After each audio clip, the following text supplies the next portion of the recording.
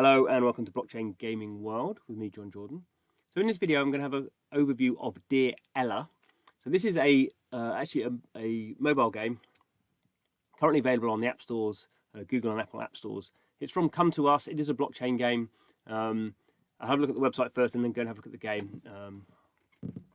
But it is a South Korean RPG, squad-based, very grindy as these RPGs tend to be. This is, say, the website. So we have a whole bunch of stuff what's going on here. What we're going to do: adventure, craft, collect. This NFT things, turn my heroes into NFT collectibles. So the main sort of key thing of the game, or one of the key elements of the game, is summoning new characters, new sort of rarer characters, and you sort of obviously sort of level them up and have gear and runes and all this sort of stuff. We see if we download now, we get all this sort of loot. This was a sort of one-off sort of early bird sort of get pre-registered stuff. None of this is NFTs, I should say. This is all just normal sort of in-game items. And I think the really interesting thing here is sort of how much this is actually. You wouldn't know this was a blockchain game if you're actually playing the game. So on the website, even then they don't talk about it very much. They talk about sort of tokens and that sort of stuff. So there's a token here. Through various in-game battles, players can earn special currencies, rubies and crystals. These can be exchanged for tokens at the C2X Vault, and they are used in the XPLA blockchain ecosystem. So the C2X thing was actually the blockchain that Come To Us was going to do with Terra, and then Luna went bust. So they've kept the same name, but now they're using this XPLA blockchain. So that's their blockchain. We have also have all this stuff: crafting and trading NFT characters or game tokens. It can't be done within China, Singapore, Japan, or South Korea, which is sort of interesting because those are, four of the biggest markets for Asian hardcore RPGs. Anyway, that is what's going on here. We have all this thing here as well. So this is now ended, but there was a one-off benefit if you had the PFPs, the NFTs. I don't actually know how you got those. I think you had to have you had to do that through the separate wallet, so it's not within the game. Okay, so that's the website. It does tell us there, pretty lightweight website, but it tells us a little bit about what's going on with the NFT side of stuff. When we see, so we are currently here. Beta game launcher liquidity pool. No idea what that means. Official global launch airdrop event. I don't know what that is. Presumably these things happened. Next year we have a Awakening system, guild system, 2 types of content, 2 new dungeons, new NFTs and staking, and then new raids and dungeons. So obviously we're in the early stages here. There's a whole bunch of stuff that's going to come down the road. So I'm not being sort of critical. I'm just sort of interested in how, particularly how sort of like Web 2 game developers are sort of approaching Web 3.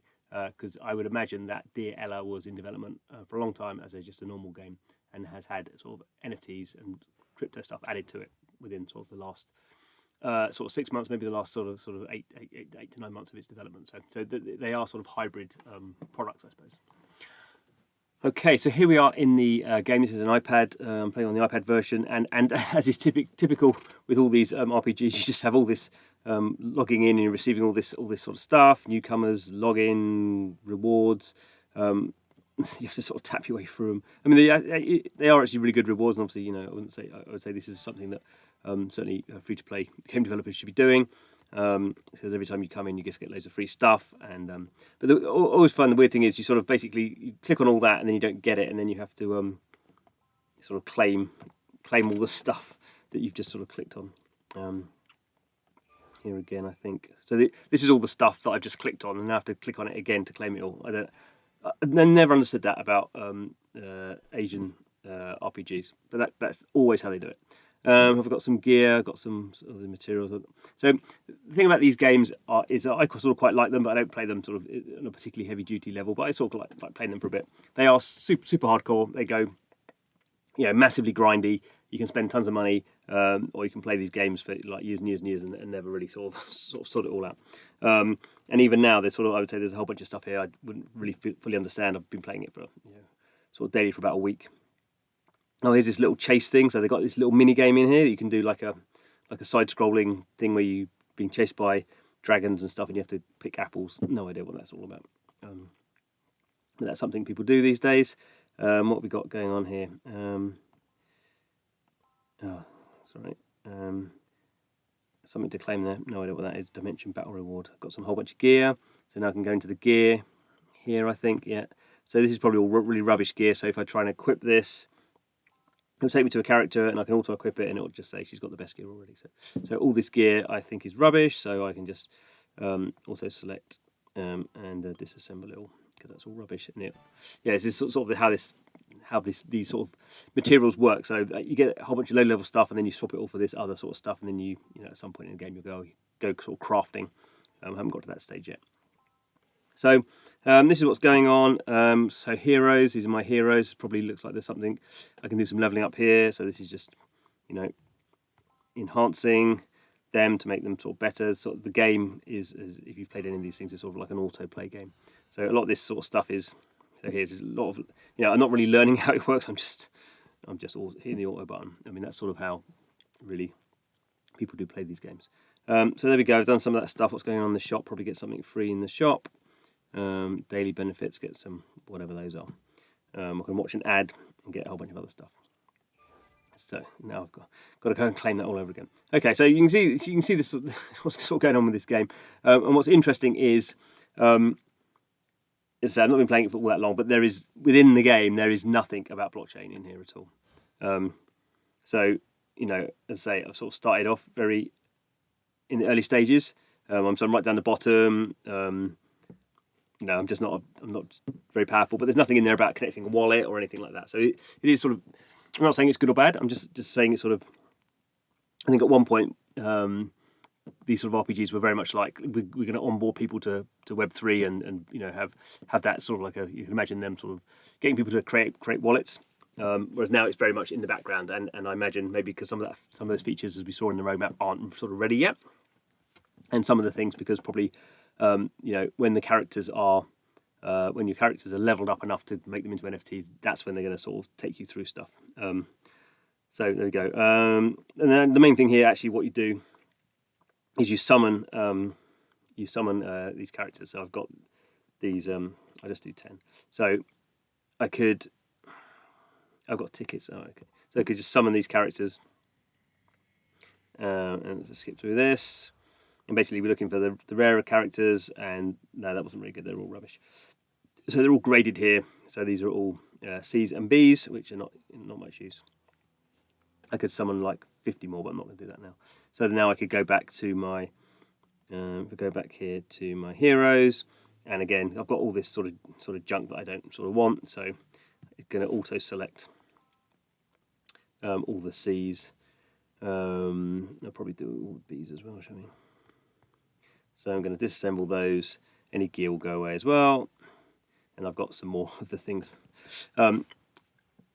which are here. So again, it's sort of interesting. I'm not sure if those are the rubies that might be useful at some point. As with all these games, there are lots of different sorts of resources and currencies. So there's all these sort of different tickets and gems, and well, I think gems are normal. All of those. So there's recharging. Oh goodness. Yeah, so all this sort of stuff. Anyway, so it is a sort of fully complicated 2D, Web 2D, Web 2, RPG as you'd expect. I think, let's say I quite like them. They all tend to blur into each other a little bit. Should we just play battle just to see what's going on? It is really all about the meta. So let's just go through and see if I can do this level. So basically, this is the level I'm doing. I can go.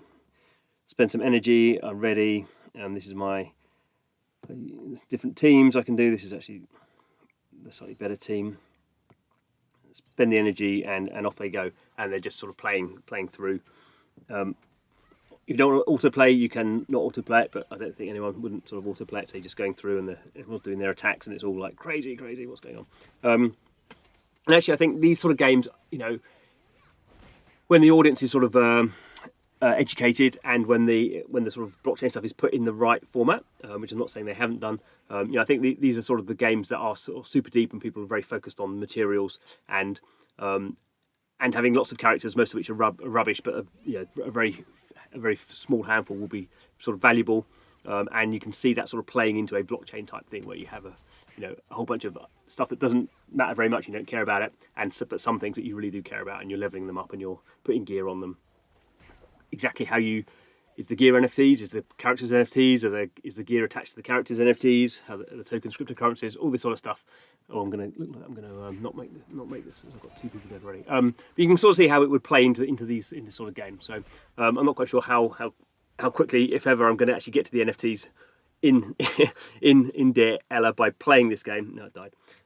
This is what happens obviously a lot in these games. I have to go and upgrade my heroes and do all that stuff.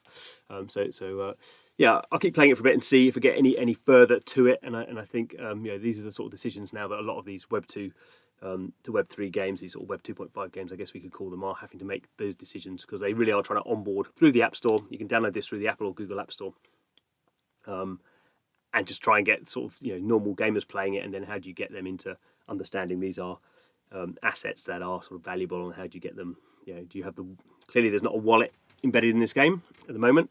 So how do you sort of get them through those sort of hoops? And there's no right or wrong answer. I think for each sort of product it's different. For each genre has different audience, and so potentially sort of differences there as well. Anyway, I will keep playing and hopefully do some more videos around this as I sort of find that answer.